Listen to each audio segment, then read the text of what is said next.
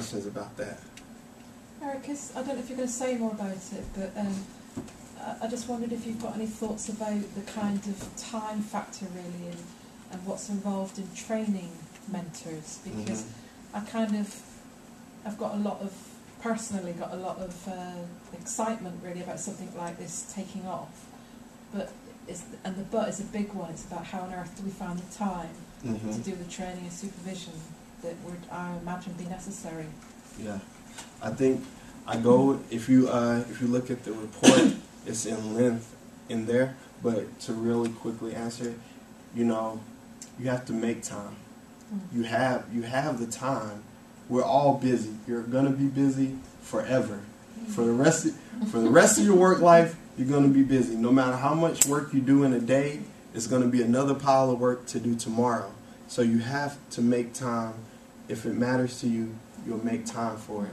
I think when me and Verity went to Sheffield, they did 2-hour training sessions, and it was about 4 groups of 25 or so.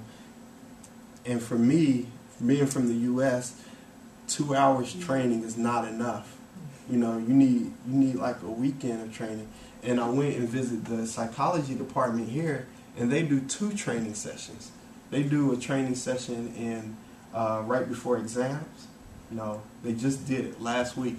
They did a training in the middle of exams, a quick 2-hour, this is what the scheme is, this is what you need to do, this is how to be safe, and things like that, and blah, blah, blah. And then they do another training session at the beginning of the year, after they meet their mentors. Here's a refresher. These are, maybe you saw some issues in your first weeks, and here's some here's some helpful hints. I think for us, it's very easy to do those 2 things. In my mind, I don't work here, so I don't know how it would actually fit, but I think you could very easily do a quick 2-hour training session with all your mentors, no matter the size. If it's 500, have it outside. You could do a real quick 2-hour training session, what the scheme is, what it means, blah, blah, blah, before exam time, and before the second semester exam time. And then it would be nice to have a weekend, and I talked to some students the other day, and they're more than willing to do a weekend of training. I know it seems it's going to be a lot of work on us and daunting, but they got to sit through it. So, you could easily do a 2-hour training, a 2-day training the weekend before Welcome Week. And then it's fresh on their minds. They know the resources. I actually broke down in my report what I think each department has to offer. I think Counseling Center could definitely teach active listening and paraphrasing and the skills that they need to communicate with people. I think that the international office has a good sense of cultural awareness, and that they could be able to do a training session on, these are some differences in different cultures. Not all the cultures, but these are how things could clash. I think every single department could do like a 30-minute thing or an hour thing for all the mentors 2 days before, if that makes sense. How important do you think it is to sort of match the students, so the mentor with the mentee? Say mature students, you could imagine you would want them to be mentored by another mature student because their experiences and needs are going to be different, but how crucial do you think that is? I think it's really important to have them have at least 2 commonalities, because and ones that they feel comfortable talking about.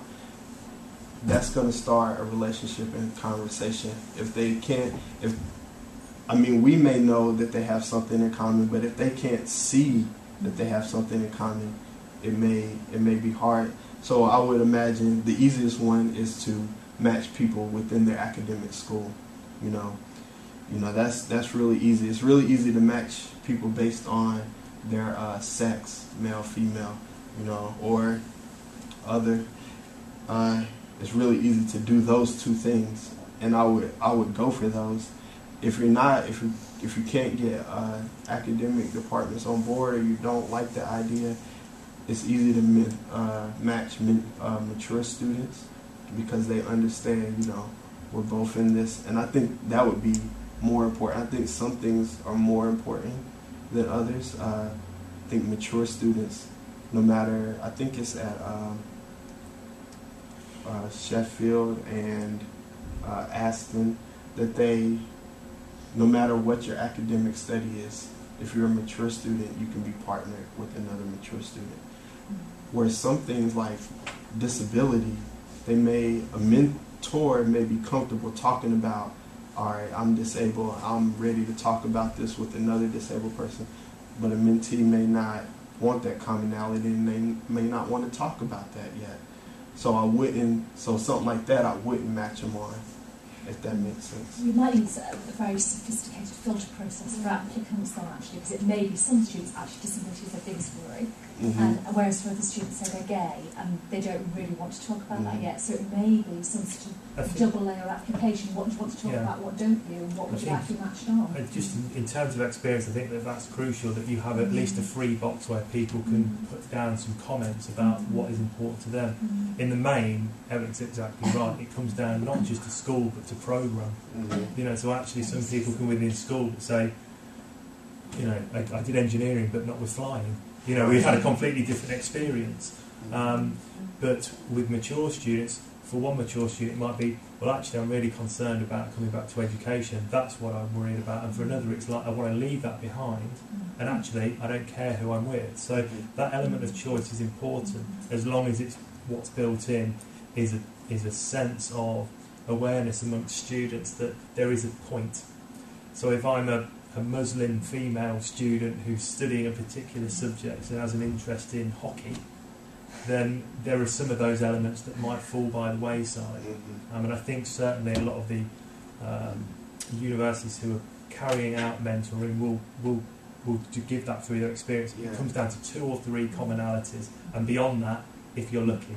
That's pretty good, 2 or 3. It's pretty good actually, isn't it? Because you've got to match the numbers up. And it's going to be so many more that they're going to find out, because first years are changing. I say this to my first years all the time. I was like, you don't even know yourself yet. Like you're not. I told this one kid, I was like, you're not even a person yet.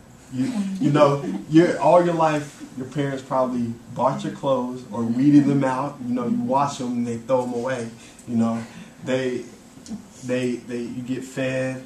You go to school and they tell you what to learn. You come to university, they say, what do you want to learn? Not you have to learn this. You know, it's very, you start making decisions. That's why a lot of students stay in the same town or the same area that they go to school, is because this is the first place they felt independent.